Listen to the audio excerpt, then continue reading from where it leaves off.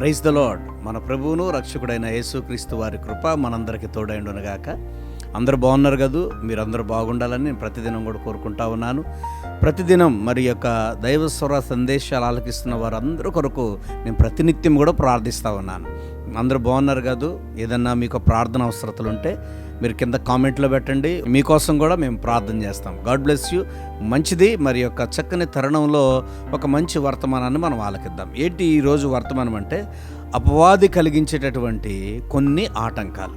చాలా ఆటంకాలు ఉన్నాయి, కానీ ప్రధానమైన మనకి కొద్దిగా అర్థమవటం కోసం కొన్ని ఆటంకాల గురించి ఈరోజు మనం మాట్లాడబడుతున్నాం. ఏంటి ఆటంకాలు అంటే, మనం ఇక్కడ చూసినట్లయితే చూద్దాం. ఒకసారి లేఖనాలను పరిశీలన చేసి ఎఫెసీ పత్రిక 6వ అధ్యాయంలో 11వ వచనాన్ని మనం చదువుదాం. ఆ వచనాన్ని ఒకసారి మనం చూసినట్లయితే, మీరు అపవాది తంత్రములను ఎదిరించుటకు శక్తిమంతులగునట్లు దేవుడిచ్చు సర్వాంగ కవచమును ధరించుకొనిడి అని దైవలేఖనం సెలవిస్తుంది. అపవాది అనేక రీతులుగా మనలను దాడి చేయడానికి ప్రయత్నం చేస్తూ ఉంటుంది. ఎందుకంటే ప్రతిసారి కూడా అపవాది దేవునికి మనల్ని దూరం చేయాలనే ఆలోచన కలిగి ఉంటుంది. కనుక ఈ రోజున దేవుడు దాని యొక్క తంత్రాలను లయపరిచేటటువంటి ఒక గొప్ప శక్తిని, సర్వాంగ కవచాన్ని దేవుడు మనకు అనుగ్రహిస్తూ ఉన్నాడు. ఈరోజు ఆ మాటలు కనుక మనం చూసినట్లయితే చూడండి, అవి ఏ విషయాల్లో మనల్ని ఆటంకపరుస్తూ ఉంటే, ఇక్కడ మనం చూసినట్లయితే ప్రతి విషయంలోనూ అది మనకు ఆటంకాన్ని కలిగిస్తూ ఉంటుంది అనేక రీతిలుగా. అంటే ఏ పని మొదలుపెట్టినా అది ముందుకు జరగకపోవటం, ఏదన్నా చదువులో కానీ, ఉద్యోగంలో కానీ, వ్యాపారంలో కానీ, అలాగే వివాహాల్లో కానీ, అలాగే చేస్తున్నటువంటి చేతు పనుల్లో కానీ అది ఏదో ఒక రీతిలో ఆటంకాలు పెట్టి మన పనులు జరగకుండా చేస్తూ ఉంటుంది. అది మనం గమనించుకోవాలి. అలాగే హేళన చేస్తూ ఉంటుంది. ఎలాగా? ఎదుటి వ్యక్తులు వచ్చి మనలను అనేక రీతులుగా హేళన కలిగిస్తూ ఉంటారు. నువ్వు అప్పుడు గుర్తుపెట్టుకో, నిన్ను హేళన చేస్తున్నారు అని అంటే, నీ క్యారెక్టర్ని తగ్గించి మాట్లాడుతున్నారు అని అంటే, అపవాది వారిలో ఉండి పనిచేస్తుందని నువ్వు గమనించాలి. అంతేకాదు, అపవాది ఏం చేస్తుందంటే మనల్ని నిరుత్సాహపరుస్తుంది, మన నిరుత్సాహంలోనికి తీసుకెళ్ళిపోతుంది. అసలుకి మనము అంతా కోల్పోయినటువంటి పరిస్థితిలోనికి మనల్ని తీసుకెళ్ళిపోతుంది. ఆ నిరుత్సాహంలో మనం ఏం చేస్తున్నామో మనకే అర్థం కానటువంటి పరిస్థితిలోకి వెళ్ళిపోతూ ఉంటాం. హోప్లెస్గా ఉంటాం. ఇక జీవితం అంతా నాశనం అయిపోయింది అనుకుంటాం. ఇంకా మరణమే శరణం అనుకుంటూ ఉంటాం. కానీ నువ్వు గమనించవలసింది ఏంటంటే, ఇది అపవాది తంత్రాలను గమనించాలి. అలాగే అదేం చేస్తుందంటే విపరీతమైనటువంటి కోపాన్ని వ్యక్తపరచడానికి ప్రయత్నం చేస్తాయి. లేకపోతే ఎదుటి వ్యక్తులు మనల్ని కోపాన్ని రెచ్చగొట్టేటట్టుగా మాట్లాడే విధంగా అది తన యొక్క తంత్రాలను వినియోగిస్తూ ఉంటుంది. కనుక అపవాది తంత్రాలు చాలా తెలివిగా, నక్క వినయాలు కలిగి అది మనల్ని మోసం చేస్తూ ఉంటుంది. చాలా జాగ్రత్తగా ఉండాలి. అంతేకాదు, అది రాజీ పడేటట్లు చేస్తుంది జీవితంలో. కొన్ని సందర్భాల్లో నీ తెలివితేటలో ఉన్నప్పటికీ కూడా, నువ్వు చేయగలిగిన సామర్థ్యం ఉన్నప్పటికీ కూడా అదేం చేస్తుంది అంటే రాజీ పడి బ్రతికేటటువంటి ఒక హీనమైనటువంటి బ్రతుకులను కూడా తీసుకెళ్ళిపోతుంది. అంతేకాదు, దేవుని ప్రియమైనటువంటి వారులారా, అది మన మీద అపనిందలు వేస్తుంది.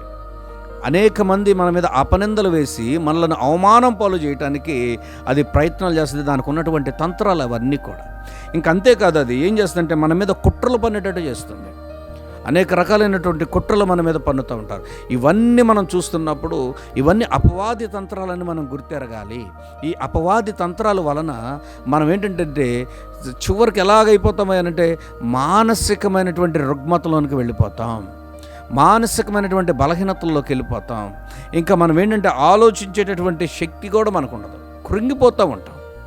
ఇవన్నీ జరుగుతున్నప్పుడు, ఈ విషయాలన్నీ కూడా మనం గమనించినప్పుడు గుర్తుపెట్టుకోవాల్సిన విషయం ఏంటంటే, అపవాది మన మీద వేలుబడి చేస్తుంది, అపవాది మనలను ఇబ్బంది పెడుతుంది అనేటటువంటి విషయాన్ని గుర్తుపెట్టుకోవాలి. అయితే ఈరోజు దేవుని యొక్క లేఖనాన్ని మనం ఒకసారి ధ్యానం చేద్దాం.